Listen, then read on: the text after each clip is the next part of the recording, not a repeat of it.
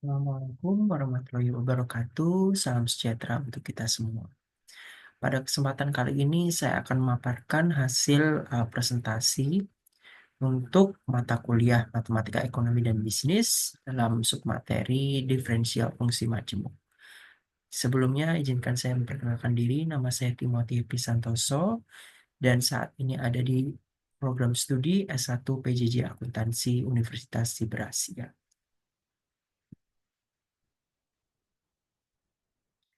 Baik, yang pertama yang akan dibahas dalam materi pada kesempatan kali ini yaitu tentang definisi dari diferensial fungsi majemuk. Nah, apa sih yang dimaksud dengan diferensial fungsi majemuk?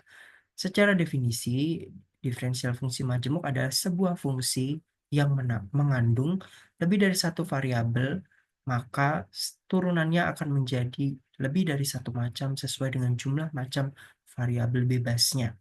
Jadi kita bisa lihat di sini ini adalah suatu pengembangan dari diferensial fungsi sederhana, di mana kita memahami diferensial fungsi sederhana ini terdiri dari satu variabel saja. Lalu kita turunkan sehingga menghasilkan nilai maksimum dari fungsi tersebut. Nah, di materi kali ini akan dipaparkan bagaimana jika variabelnya lebih dari satu. Nah, ini adalah salah satu materi inti dari diferensial fungsi majemuk, yaitu diferensial parsial. Jika sebelumnya waktu kita belajar diferensial fungsi sederhana, kita melihat secara keseluruhan fungsi tersebut jika mengalami penurunan, maka semua variabel yang ada di dalamnya akan terpengaruh. Nah, berbeda halnya dengan diferensial fungsi majemuk. Di sini kita akan mengenal diferensial parsial, di mana hanya variabel tertentu saja yang terdampak turunan. Lalu setelah itu kita jumlahkan fungsi tersebut gitu sehingga kita dapatkan diferensial parsialnya. Nah, ini sebagai contoh ada dua fungsi Y dan fungsi P. Fungsi Y terdiri dari variabel X dan Z. Di sini ketika kita turunkan itu ketika uh, fungsi Y terhadap fungsi X. Jadi dy per dx di sini ya. Itu uh, ada turunan juga dy per dz. Nah, turunan Y itu sendiri ketika ada dua variabel kita harus totalkan kedua uh, turunan ini dy per dx dan juga dy per dz. Sama halnya ketika terdiri dari tiga variabel. Nah, tiga variabel ini kita akan totalkan turunan dari P terhadap Q, lalu P terhadap R, dan P terhadap S. Kita lihat di sini depan yang di bagian pembilang adalah variabel P.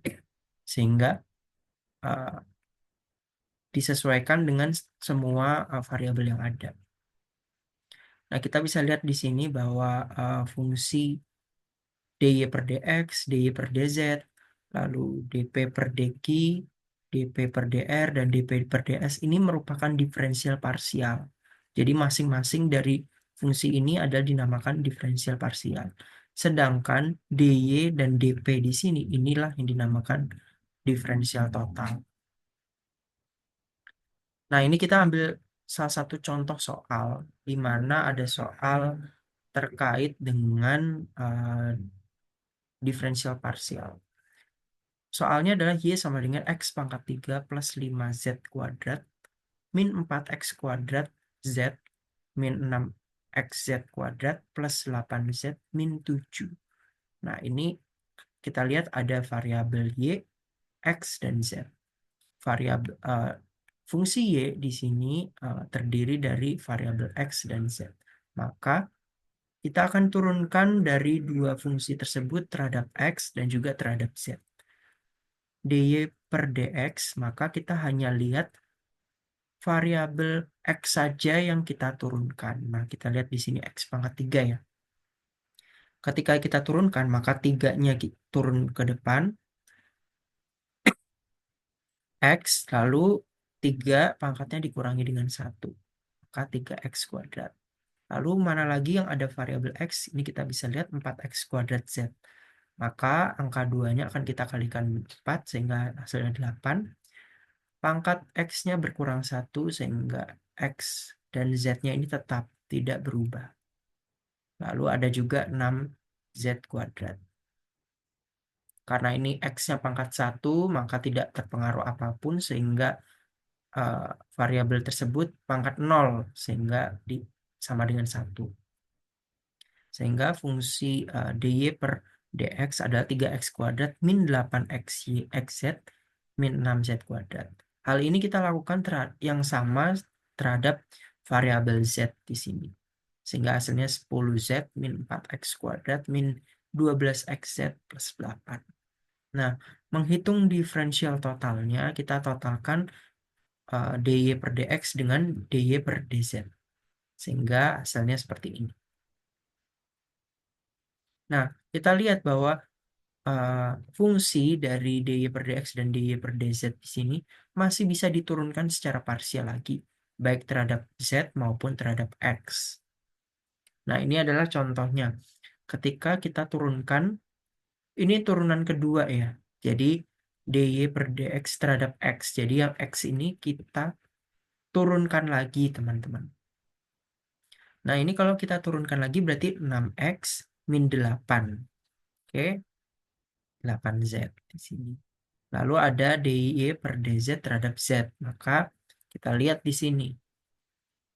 dy per dz terhadap z. Maka semua yang variabelnya z kita diferensiasikan. Lalu hasilnya adalah 10 min 12z.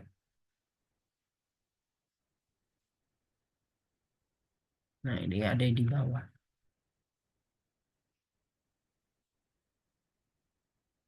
Lalu untuk yang variabel tadi ya, dy per dz terhadap z. Maka di sini kita tinggal cari yang variabel z. Maka kita dapat yang min 8xz dan juga min 6z kuadrat. Kita lihat di sini ketika pangkatnya 1, maka dia akan menjadi 1 angkanya. Maka di sini 8 min 8x min 12z. Hasilnya sama. Seperti itu. Nah, penerapan dari diferensial fungsi majemuk tentu kita akan melihat nilai ekstrim. Baik secara maksimum maupun secara minimum. Nah, apa sih syarat yang harus dipenuhi ketika suatu fungsi akan mencapai titik ekstrim baik maksimum atau minimum? Itu kita lihat di dy per dx-nya sama dengan 0 dan dy per dz-nya sama dengan 0. Jadi di sini kita harus membuat permisalan atau membuat suatu fungsi tersebut sama dengan 0. Nah, ekstrim di sini terdiri dari dua, maksimum atau minimum. Nah, bagaimana sih kondisinya ketika maksimum? Ketika maksimum, turunan dari dy per dx ini dan juga dy per dz ketika diturunkan kembali itu harus kurang dari 0. Maka ketika hasilnya kurang dari 0, maka titik ekstrimnya dinamakan maksimum. Sebaliknya, jika turunan kedua dari fungsi y ini adalah lebih dari 0, baik dy per dx maupun dy per dz, maka titik ekstrimnya adalah minimum. Lalu bagaimana jika sama dengan 0 gitu? Nah, ketika sama dengan 0, maka tidak bisa ditegaskan mengenai nilai ekstrimnya. Hal semacam tersebut perlu penyelidikan dan pengujian lebih lanjut. Nah, ini kita ada contoh soal terkait dengan nilai ekstrim, maksimum, dan minimum. Y sama dengan min x kuadrat plus 12, x min z kuadrat plus 10z min 45.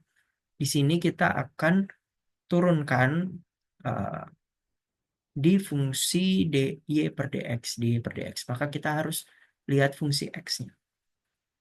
Di sini fungsi x-nya ada min x kuadrat dan 12x. Maka min 2x plus 12. Lalu ada juga dy per dz. Maka kita lihat yang fungsinya z di mana. Maka di min z kuadrat dan juga 10z. Maka hasilnya min 2z plus 10. Nah, kita dapat uh, membuat syarat titik ekstrim, maka harus disama dengan 0 untuk dy per dx dan juga dy per dz. Nah, sehingga kita dapat x sama dengan 6 dan z sama dengan 5. Atas hasil ini, kita akan masukkan ke fungsi y. X-nya 6 tadi ya, dan juga Z-nya 5. Sehingga kita dapat Y-nya sama dengan 16 di sini. Nah, Y-nya sama dengan 16. Nah, kita akan melihat ini di fungsi Y ini itu titik ekstrimnya maksimum atau minimum. Nah, kita harus turunkan lagi fungsi dy per dx dan juga dy per dz. Nah, fungsi di sini kan tadi min 2x plus 12 ya. Maka ketika kita turunkan lagi dari variabel yang tersisa, ada min 2x di sini. Maka turunannya adalah minus 2. Nah, ini kita juga sama lihat bahwa dy per dz adalah minus 2z plus 10. Maka turunan keduanya adalah min 2. Keduanya itu kurang dari 0. Nah, sesuai syarat yang disebutkan tadi bahwa ketika turunan kedua dari fungsi y ketika kurang dari 0 maka titiknya adalah maksimum. Sehingga kita bisa tulis hasilnya adalah y maksimum atau y max di sini sama dengan 16. Seperti itu. Lalu ada juga yang dinamakan optimisasi bersyarat. Nah, ketika kita ingin mengoptimumkan suatu fungsi, yakni mencari nilai maksimum dan minimumnya, tetapi terhalang oleh fungsi lain yang harus dipenuhi. Contoh dalam kasus ekonomi.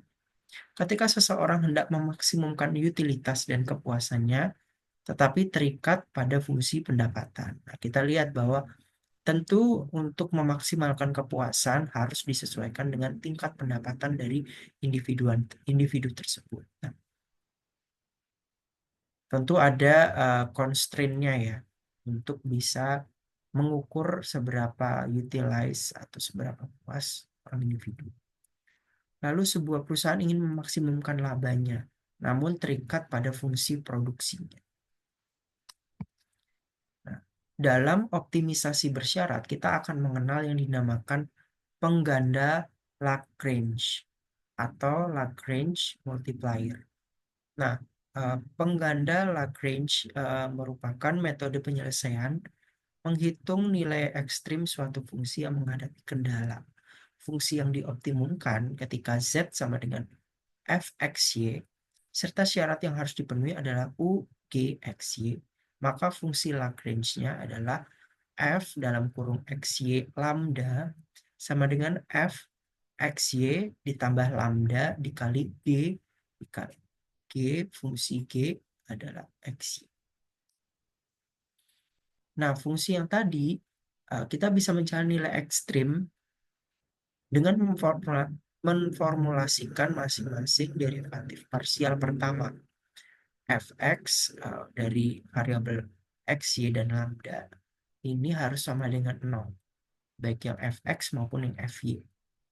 Nah, kita bisa tahu nilai ekstrimnya ini maksimum atau minimum. Syaratnya sama dengan ketika kita mengukur tadi ketika melihat nilai maksimum atau minimum dari diferensial fungsi majemuk.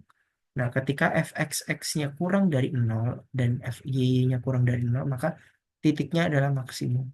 Begitupun dengan sebaliknya, jika fx sama dan fy-nya kurang lebih dari 0, maka titiknya adalah minimum.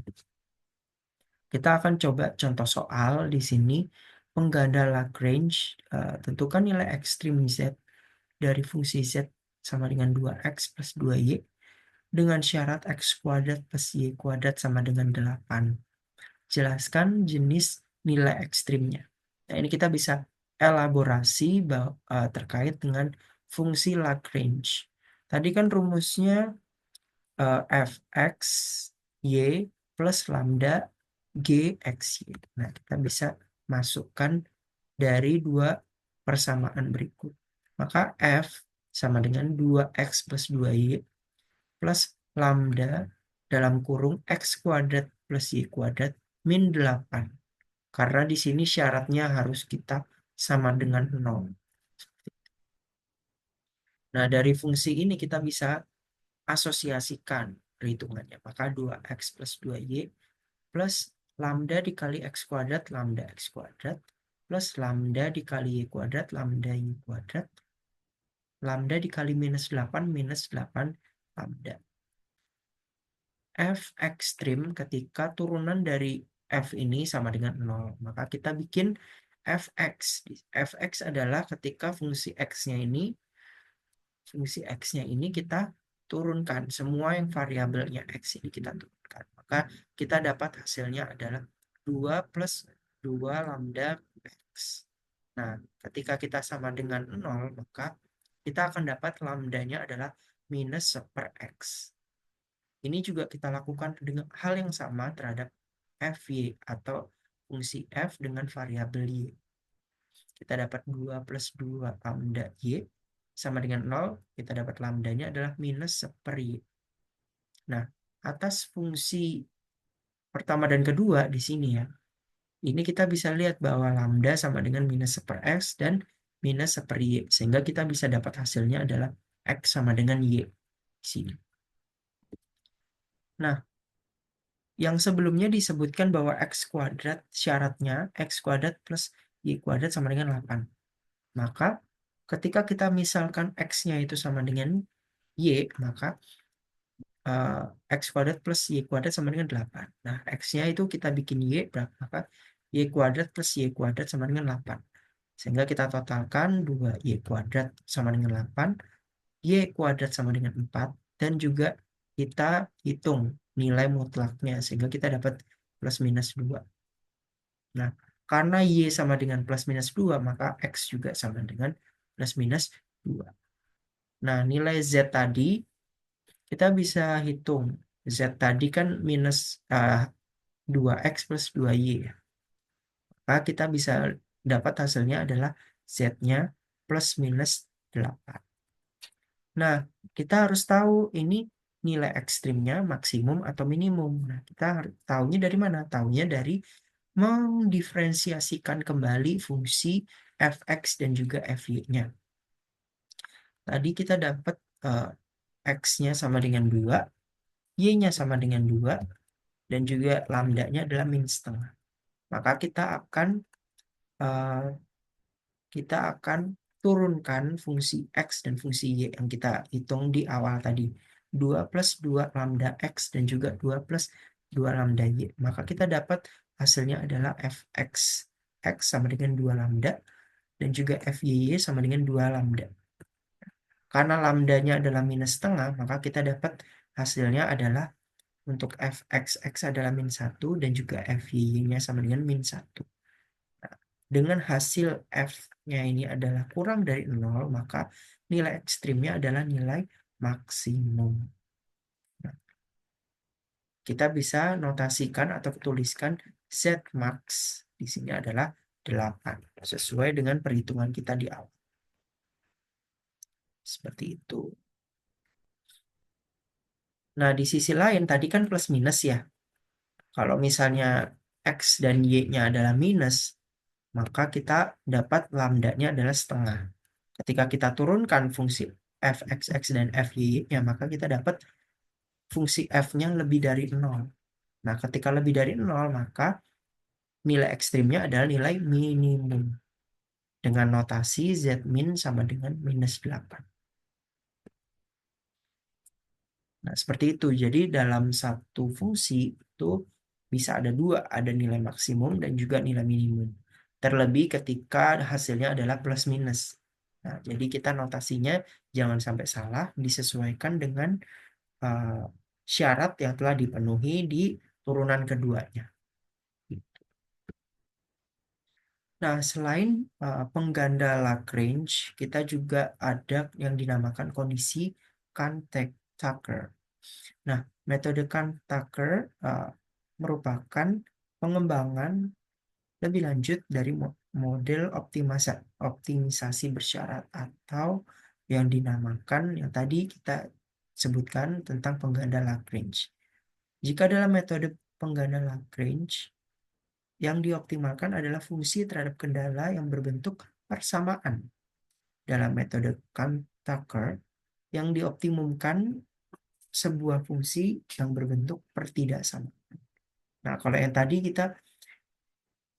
kita bisa lihat persamaan untuk di syaratnya. Nah, di sini kita akan banyak bertemu dengan soal pertidaksamaan. Nah, bentuk permasalahannya biasanya berupa maksimumkan fungsi tujuan f(x,y) terhadap kendala g, z, y kurang dari sama dengan 0. Lalu ada juga minimumkan fungsi tujuan f(x,y) terhadap kendala g, z, y lebih dari sama dengan 0. Jadi di sini biasanya permasalahannya adalah kita disuruh memaksimumkan atau meminimumkan suatu fungsi tujuan terhadap kendalanya. Penyelesaiannya ada dua caranya. Kita bisa pakai metode Lagrange yang dimodifikasi kemudian diuji dengan kondisi Kahn-Tucker. Lalu ada juga metode Kahn-Tucker secara langsung. Kita akan coba bandingkan dua metode tersebut dalam contoh soal berikut ini. Nah, ini adalah contoh soal untuk kondisi Kahn-Tucker. Maksimumkan fungsi f(x,y) 10xy min 2,5 x kuadrat min y kuadrat terhadap kendala x plus y kurang dari sama dengan 9. Dengan menganggap x plus y sama dengan 9, maka berdasarkan metode Lagrange, fungsi f xy lambda ini dengan rumus yang telah kita pelajari sebelumnya bahwa dengan fungsi yang ada 10xy min 2,5 x kuadrat min y kuadrat min lambda dalam kurung x plus y min 9. Nah, kita dapat fungsi ini, lalu kita elaborasi sehingga turunan pertama sama dengan 0. Kita turunkan fungsi ini, maka 10y min 5x min lambda. Karena lambdanya di sini variabelnya adalah 1. Pangkatnya adalah 1. Kita bisa lihat bahwa lambdanya sama dengan 10y min 5x. Lalu ada juga turunan f terhadap variabel y. Kita sama dengan 0, maka kita lihat variabel yang y-nya. Maka kita dapat 10x min 2y min lambda. Sehingga kita dapat lambdanya sama dengan 10x min 2y. Karena ini nilainya sama-sama lambda, maka kita bisa persamakan untuk fungsi tersebut. 10y min 5x sama dengan 10x min 2y. Sehingga kita dapat y-nya sama dengan 1,25x atau x sama dengan 0,8y. Nah, kendalanya tadi yang disebutkan di soal bahwa x plus y kurang dari sama dengan 9. Atau karena kita menggunakan pendekatan metode Lagrange, maka kita asumsikan sama dengan 9. X-nya tadi kita udah dapat 0,8y. Maka 0,8y plus y sama dengan 9. 1,8y sama dengan 9, sehingga kita dapat y-nya sama dengan 5. Karena x-nya tadi 0,8y, maka kita masukkan fungsi y-nya ke x-nya. Maka kita dapat x-nya sama dengan 4. Sini. Nah, f(x,y) maksimumnya, maka kita masukkan x dan y-nya ini ke persamaan f(x,y)-nya yang 10xy min 2,5 x kuadrat min y kuadrat. Sehingga kita dapat f(x,y) maksimumnya adalah 135. Lambdanya juga kita bisa cari dengan menggunakan salah satu dari persamaan ini. Sehingga kita dapat lambdanya adalah 30. Nah, karena lambdanya lebih dari 0, berarti x sama dengan 4, y sama dengan 5 yang memaksimumkan f(x,y) terhadap kendala yang dianggap berbentuk persamaan, berlaku pula terhadap kendala yang berbentuk pertidaksamaan. Nah, kita di sini ada contoh kedua dengan cara Kahn-Tucker. Nah, minimumkan f(x,y) sama dengan x kuadrat min xy plus 2y kuadrat terhadap x plus y lebih dari sama dengan 8. Nah, ini adalah cara menggunakan metode Kahn-Tucker. Jadi, dfxy per dx min lambda dikali dgxy per dx sama dengan 0. Jadi kita menurunkan fungsi X yang ada di uh, persamaan ini. Seperti itu. Dari sini kita bisa dapat 2X min Y min lambda sama dengan 0. Oke. Lalu kita bisa cari untuk yang fungsi Y-nya ketika kita turunkan. Maka min X min plus 4Y min lambda sama dengan 0. Nah, dari dua fungsi ini kita bisa mencari nilai ekstrimnya. Nah, setelah ini jangan lupa yang ketiga, yaitu G. Lambda G sama dengan 0. Nah, kita bisa cari tadi di sini G-nya sama dengan X plus Y min 8 sama dengan 0. Maka G-nya adalah X plus Y min 8 lebih dari sama dengan 0. Jika lambdanya sama dengan 0, maka A dan B terpenuhi, haruslah X sama dengan Y sama dengan 0. Maka tetap akan tetapi kemudian kendala X plus Y plus lebih dari sama dengan 8 tidak terpenuhi. Jika X plus Y min 8 sama dengan 0, dengan kata lain Y sama dengan 8 min X. Maka 2X min Y min lambda sama dengan 0. Y-nya ini kita masukin persamaan yang ini ya. Sehingga kita dapat 3X 3X min 8 min Y min lambda sama dengan 0. Sehingga kita dari fungsi yang tadi yang waktu kita pelajari di sini min X plus 4Y min lambda sama dengan 0, di sini 3X min 8 min lambda sama dengan 0. Lalu kita bisa mencari nilainya dengan cara eliminasi maupun secara substitusi. Sehingga kita di sini bisa dapat hasilnya adalah X-nya sama dengan 3, Y-nya sama dengan 5. Nah, ketika kita tes dengan nilai X dan Y-nya, maka kendala X plus Y lebih dari sama dengan 8 terpenuhi. Seperti itu.